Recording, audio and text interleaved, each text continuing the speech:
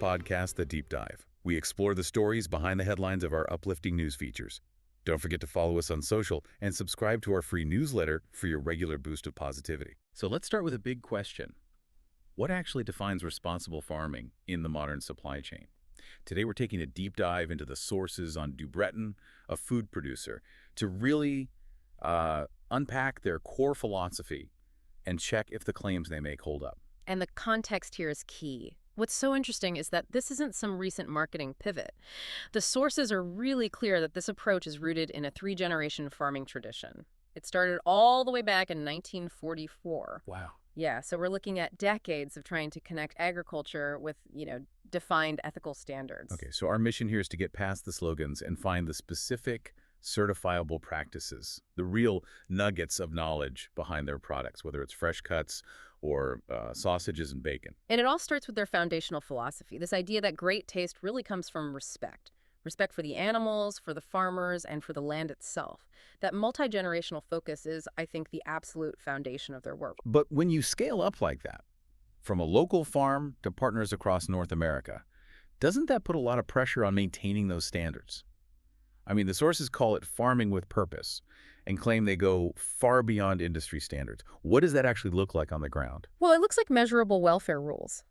The sources really zero in on crate-free environment. Free, right. Exactly. And for swine farming, where crating is still pretty common in the global market, that is a significant difference. It means the animals can move freely, they can express natural behaviors like rooting, and they're fed all natural diets. And crucially, they're raised without antibiotics. That's a strong claim. Mhm. But commitment is one thing. Integrity requires, proof. How do they actually verify those humane standards across a growing supply chain? That's where the third-party auditing is so important. They have these annual independent audits to ensure there's full transparency. We see three key certifications mentioned. Certified Humane, which is all about strict animal welfare standards.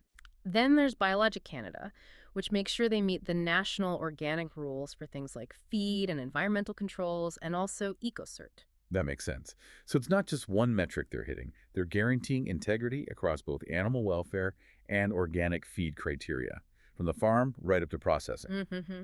And that integrated approach, it seems to lead directly into their focus on sustainability.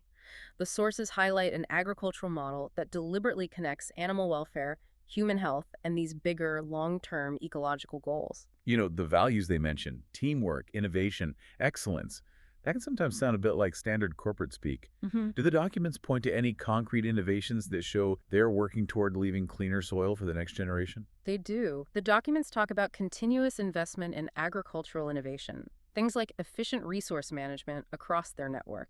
This includes optimizing feed sources and using processes that improve soil health, which in turn reduces their environmental footprint. It's about long-term ecological impact, not just short-term gains.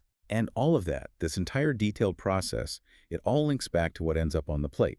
The fresh cuts, the savory sausages, the bacon. The sources seem to frame this choice as more than just buying food. It's about supporting a specific agricultural model.